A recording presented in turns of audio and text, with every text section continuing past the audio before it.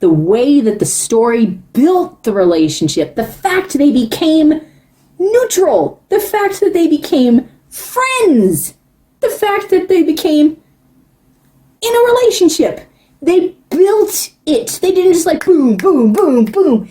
They built it. There was this solid foundation, and there was communications between the characters and between the audience and the story. There was a foundation of understanding that was built upon, and it got so strong, and it got so good, and the relationship between the characters was so good.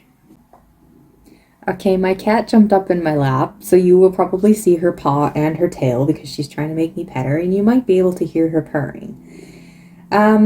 But here's the thing, this is an experiment, I don't know if it'll work or not, but I filmed my reaction to Paper Umbrella at the same time as I filmed my reaction to Love Game, because I was planning on, like, having one video that talked about both of them, because, like I said, my reason for loving them is so similar, right? So, like, and I thought it was a good enough job, but part of the problem, I think, is the fact that I got extremely distracted right as I was really starting into this one, so I completely lost my train of thought and everything. I couldn't remember what I was going to say. It all went out the window, and another thing I think that actually played into it, I said I didn't want to talk about what I did. See? I said I didn't want to talk about what I didn't like about these dramas because it's just way too much, but the thing is, like, I had more of a problem with Umbrella than I did with Love Game, and it unfortunately does affect what I think about the drama, obviously. I told my sister my biggest frustration with the Paper Umbrella is that, like, usually once I hate something, like I mentioned this in one of my videos a long time ago, even if I loved something up to a certain point, once it comes along where I hate it and, like, they've crossed the line and they never fixed that, from then on, even the stuff that I used to love is now completely tainted and I can't go back and enjoy it anymore, right? But the weird thing is, Paper Umbrella, every time I see a picture of it or anything like that, I'm like, oh yeah, I love that one! Oh wait, there was something wrong. Oh yeah, I hated that one. It's like, I guess it means it's kind of like in The Princess and the Werewolf, where there is the certain episodes, and it kept it within those episodes, and it didn't manage to filter out and infect the rest of it, before or after it. Occasionally that does happen. So I guess that's what happened with this one. It must be, even though it's the end of the drama, because even in Dawn is Breaking, it was the same. I put up that poll about the 3 different dramas and who wants to hear about what, and nobody voted for Dawn is Breaking. I didn't say which was which. Now that I've released videos, you can tell which is which. But I said there was one I loved up until, like, you know, delete the last episode. That was Dawn is Breaking. Dawn is Breaking is related to everything else as well, so I ended up talking a bit about it as well in this. Oh my god, she's so distracting. Help me. Stupid animals. Okay, so my reaction to my own reaction video. The thing is, they already started having feelings for each. Okay, see, there was where I was extremely distracted and it wasn't working. I couldn't think of what I was trying to say. This is another problem with this drama. I forget when I watched it, but it has been a while. And, you know, your brain only holds on to the things you really loved or the things that you really hated, so it's kind of... This is a theme that's happened in a lot of the dramas. This is a theme that a lot of them rely on. Is where something happened in the past, and because of what happened in the past, both sides have gone to such an extreme, and somebody within one side are drawn toward each other, and through this relationship, they are now trying to bring the sides a little bit closer together and have some kind of peace when there's just hatred on both sides. Because once people go to an extreme, it is really difficult. They have to want to come back from that extreme. You can't just force people to come back from an extreme. So that's the problem. With Feng Yi, he has grown up on the extreme end of the scale, believing that literally all demons are evil. He grew up with this thought, with this teaching, as all the humans did. So, like, especially all the demon slayers. Zhixiao, I'm probably saying that wrong. Some of their letters in Chinese are just too close. Some of their... Now you can hear the train outside. You can hear a lot of sounds today.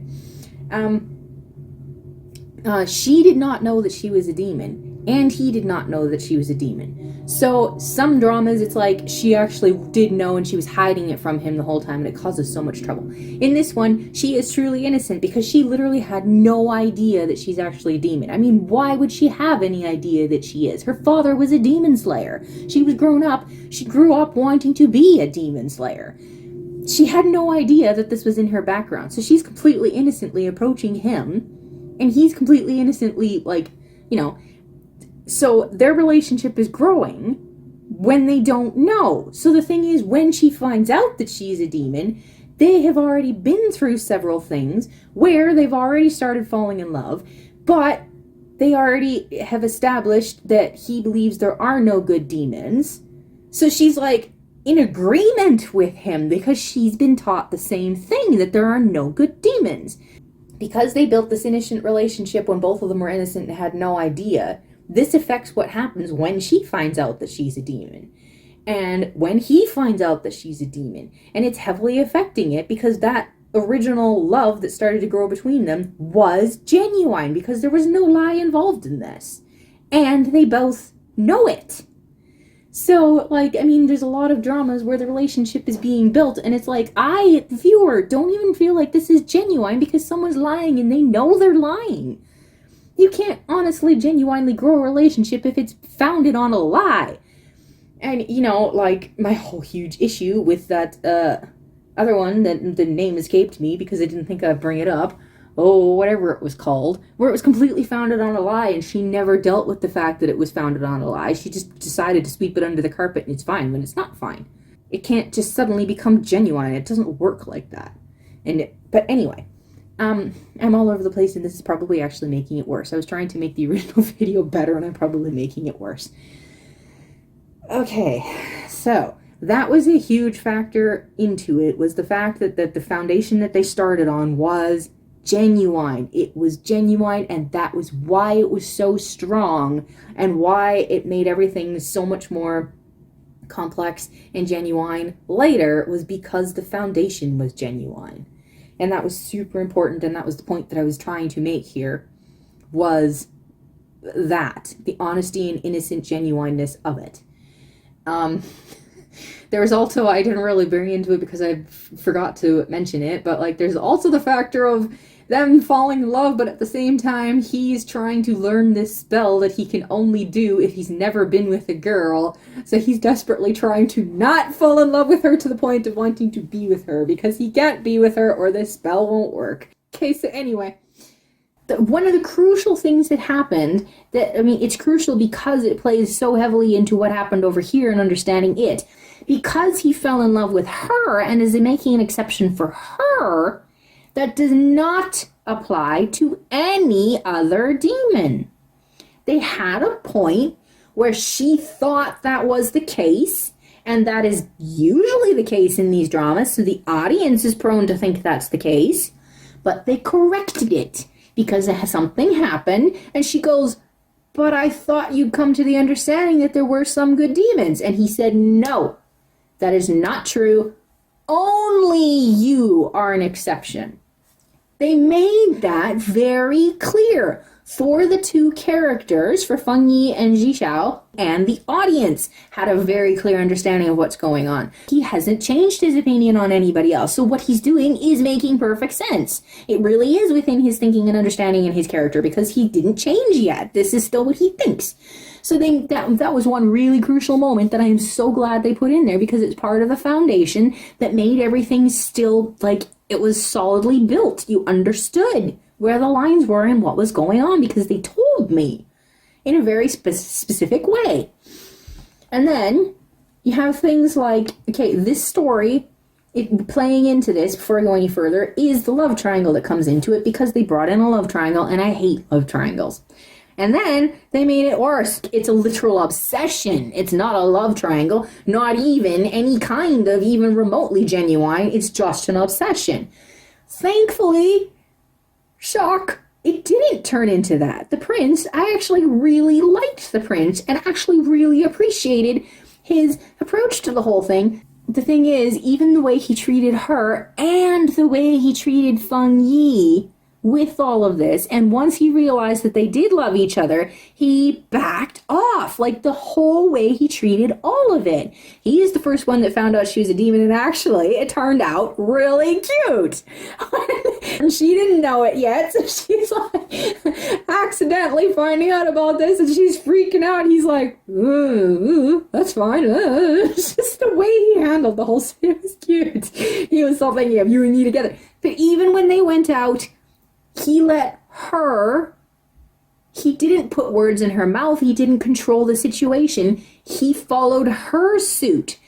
He knew that she and Feng Yi had some kind of relationship, even if he was hoping it was just friendship and there was no love. Even then, he knew that there was a relationship over here that started before he ever walked into the picture, and he respected that fact and let her lead where it went. She was the one dictating how far this was going to go. And I was so appreciative of that. Like, thank you. All these people who always claim they love someone are like, this is not love, it's obsession, and it's a jerky, shellfish little... Ugh. So even him and the way that he treated everything was awesome. Okay, what I wanted to add about that or say about that, her dictating where it's going. This is often one of the things that these dramas stereotypically use to break apart the couple, is this weird, all of a sudden her claiming, no, never mind, I didn't love you. It's actually this guy over here that I'm in love with. They frequently do that when there's any kind of love triangle involved, whether it's them or whatever. It's always some kind of stupid misunderstanding or them telling a blatant lie. It's one of the two. This is how the love triangles mess things up all the time. Either a complete misunderstanding that was idiots, you shouldn't have believed that, or a blatant lie, the idiots, you shouldn't have believed this. That actually did not factor into this story. This is one of those rare stories. Some of the tropes that are used way too often and just always used did follow the exact same pattern as always. But the love triangle thing that they didn't follow as usual, I cannot remember exactly what she said in this one.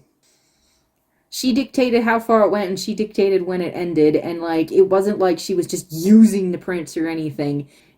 So often in the love story dramas, the main characters are so selfish. They're so self-centered that they just use everybody around them to do whatever they want to do, and they don't really care about them and all of this stuff. But in this one, she was kind of using the prince, but at the same time, he was letting her do it because nothing came as a surprise to either one of them. They talked about stuff and they made their intentions to each other clear before they went ahead and did anything, so both of them knew what was happening within all of this, which is like, it's a communication thing, not just with the man she loved, but also with the prince. There's this communication happening where it's like everything was okay because everything was agreed upon and it was working. Neither one of them just surprised each other with like, whoa, we didn't agree to go that far, but oh crap, now we've gone that far, we can't. Like, no, they discussed stuff and they knew what was going on. So that's something I extremely highly appreciated within that whole dynamic. Right, like, yeah. There was one point where, yes, I did get mad at them all because of the whole, like, seesaw where it goes from one end to the other. The whole thing with the demons that showed up. And, that is one thing that was not clear to me and is completely unfathomable. And, I don't get this in the slightest.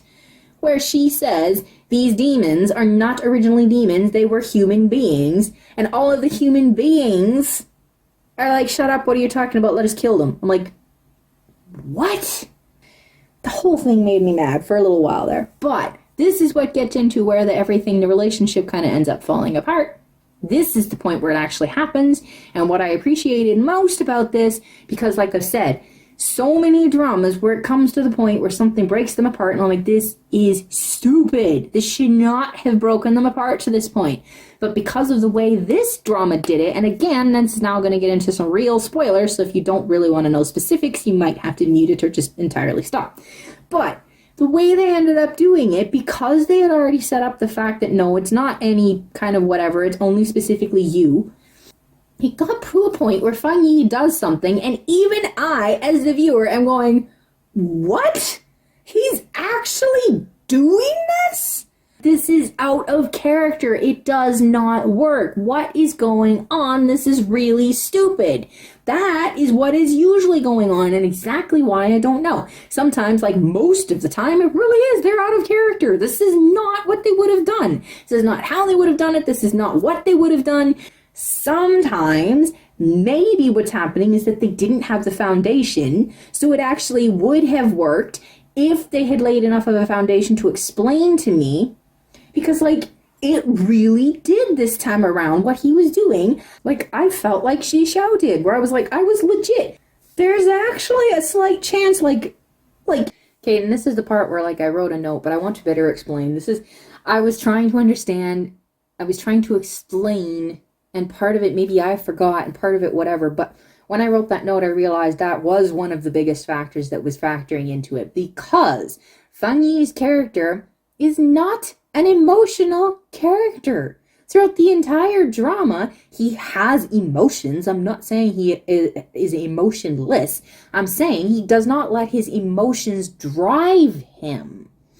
He has control over his emotions, and not in a way where he won't let himself feel it, in a way where, like, he's careful with them and methodical with everything, and, like, you know, some people, emotions are what drive them, and some people, their head is what drives them, and, like, you know, so when it came to this whole mess with the demons and everything that was going on, in a sort of sense, I was like, this is out of character, because I felt like they were saying that it was because he was getting emotional, because all of a sudden these demons started killing people, and he feels like it's all his fault because he went ahead and trusted her and believed in her instead of doing what he knew he should have done all along, and that was to just kill all the demons, which is what everybody else in the drama was all of a sudden saying. Even the secondary girl was like, oh crap, we knew it. What were we thinking, trusting her? Oh, it's all our fault now, and now we hate her because she dared to make us trust her even just a minute, and look what happened. All of our humans got killed and all this stuff. They all of a sudden all got so emotional, and the whole thing was emotion driven,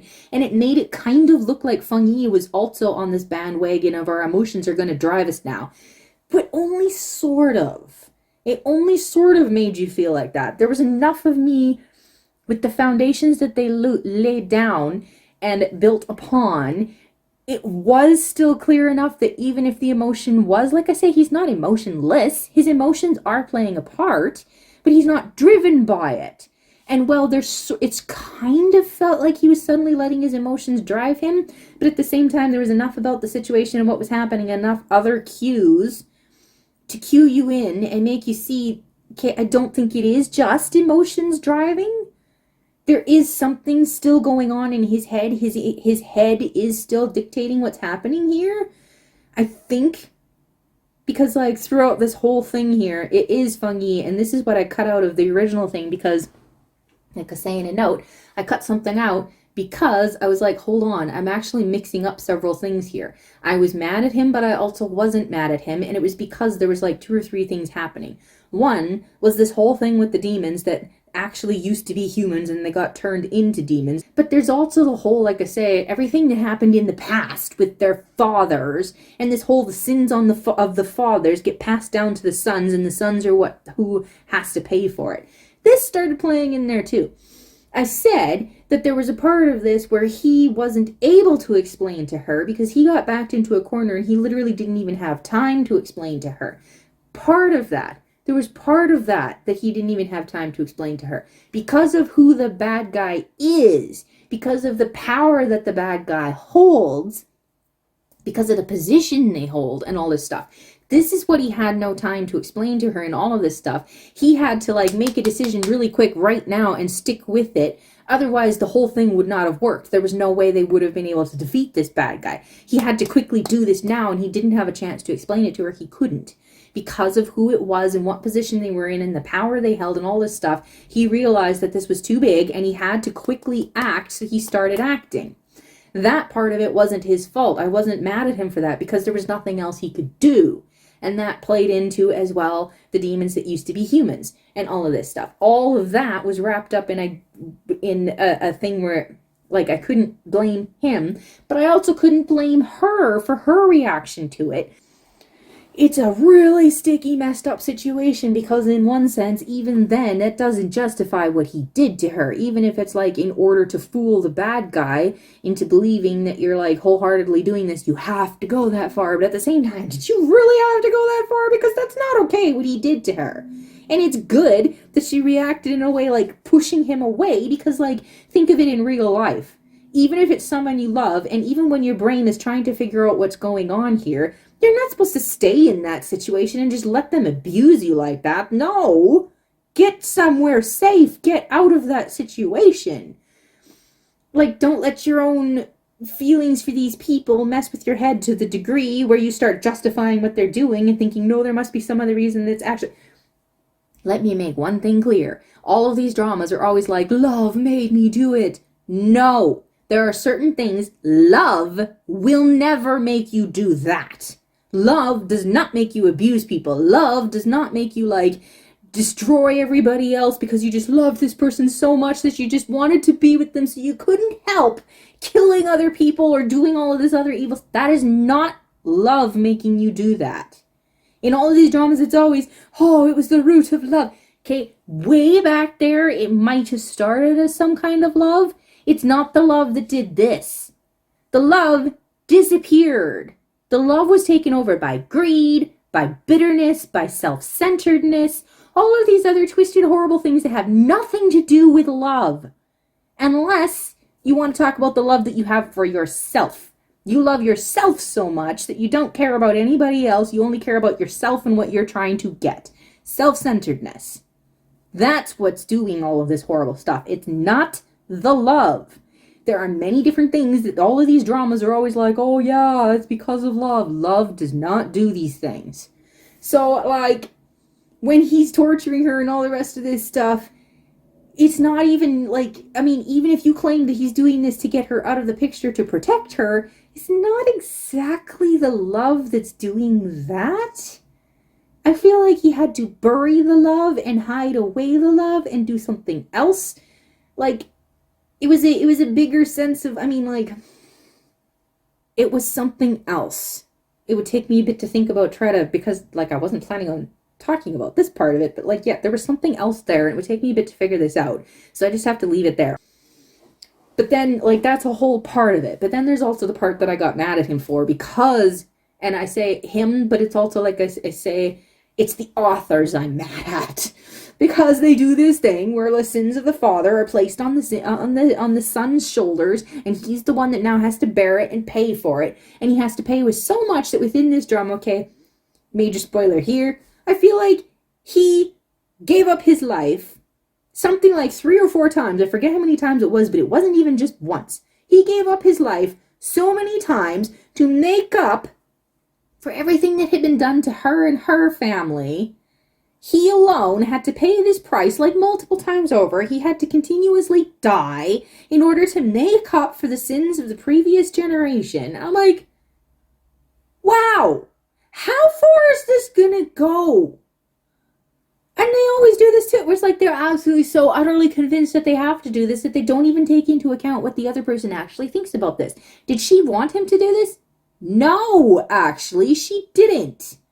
And it's like, the authors always do this where it's like backed into a corner where he has to die in order to save her because she has to get this thing back that he has, but it's keeping him alive. But if he doesn't give it back, she's gonna die. They both need the same thing in order to survive. So it becomes this battle of who's gonna give up their life for who. These dramas, the Asian dramas, the Chinese ones, and I think even the Koreans and whatever, when I can't remember who's guilty of it, I just say Asian dramas. The Chinese are heavily guilty for this. Who else is? I don't remember. They have this constant thing where it's always a battle of 2 people need the same thing, so what do? Oh, it gets complicated. It's drama by that point, how we handle this. But that is getting into what I didn't like about the end of this drama, is all of this kind of stuff, and it was making me mad at him because he was just making decisions on his own that in a sense he sort of had a right to make. In another sense, he didn't, because by this point, because of the relationship they have, once you're in a relationship with someone and you're romantically tied to them and you love them and there's this bonding that happens, they aren't married yet. So in a sense, it doesn't really apply to them yet. In a sense, it does still, because they vowed to each other that they're like, together. And by that point, you aren't exactly your own anymore. When you marry someone, your spouse, you belong to them as much as you belong to yourself. You are in a union at this point. There are certain decisions that you don't have a right to just go ahead and make all on your own anymore because you're affecting the other person, because you're one now. And so, like, these decisions that he's making, he made multiple decisions just all on his own and decided this is what I must do, without involving her in the decision and without letting her have any say in this. And it was partially he wasn't able to because she wasn't even there, and it's partially just the messed up, this is the way the Asian dramas go. But in this one, he really did take it. Like, if I was in the position that Ji Shao is, when he did what he did right over her head, like literally right over her head, did what he did, and then on top of that, he literally tortures her. It's not just some throwaway thing. Yeah, no, I didn't actually ever love you. Why do they always fall for that? Why? That is one of the most common things that the girl tries to do to the guy, or the guy tries to do. They're trying to push them away, and they fall back on, no, it was all a lie. It was all pretend. I didn't actually love you. Seriously? And they take it and believe it? Seriously? After everything you've been through? But it didn't just, like, he literally tortured her. It's like, you know what? If I was her, I would legit believe that he doesn't actually love me too. But at the same time, even while she was slightly being a slightly dramatic, over-dramatized drama queen, slightly, at least slightly, or she suddenly went well for him, and I'm this evil being that can tell him, like, girl, you are so faking it. This is so fake. You can't be evil. It's not possible. Your character is way too innocent. And maybe that was the point, because like, she is such an innocent little thing. She's so cute. She really is so cute. In both of these stories, the girl was really cute and really sweet and so careful to try to figure out what's going on before they react. This, by the way, is why I wanted to make a video of Dawn is Breaking, and apparently nobody was interested. I don't know if it's because nobody's heard of it, so nobody cares, but this is the exact same thing that I was talking about that happened in Dawn is Breaking. Because of the buildup of the relationship and everything they had already been through, the crazy up and downs and all over the place, she got to the point of understanding him so well that by the point that he lied, she was tricked so well by the bad guys in believable ways, because enough of it did fit with what he had done in the past and said in the past, even up to this point where you're like, it actually is plausible enough that I might believe it, especially when I'm emotional and upset and everything that's going on.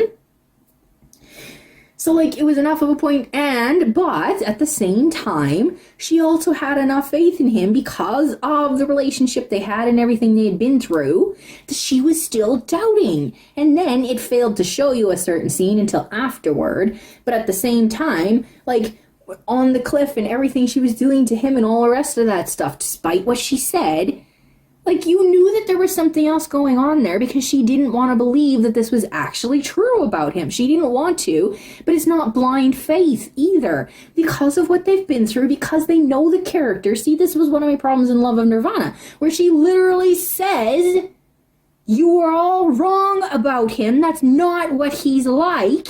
And then, like, 2 or 3 scenes later, flip of the hat, all of a sudden she's the one that absolutely despises him and will never forgive him and all the rest of this kind of stuff, and she absolutely hates him, and I'm like, what did you just say? What? And all 3 of these ones, Dawn is Breaking, and A Love Story of Oil Paper Umbrella, and A Love Game in Eastern Fantasy, these are the ones I'm talking about. See, even the Asian dramas, no, they can make stories like this. It's possible because people are like this. Why? Is this the minority and that is the majority? Why? Why? The way they trust each other, the level of trust they have where something goes way south.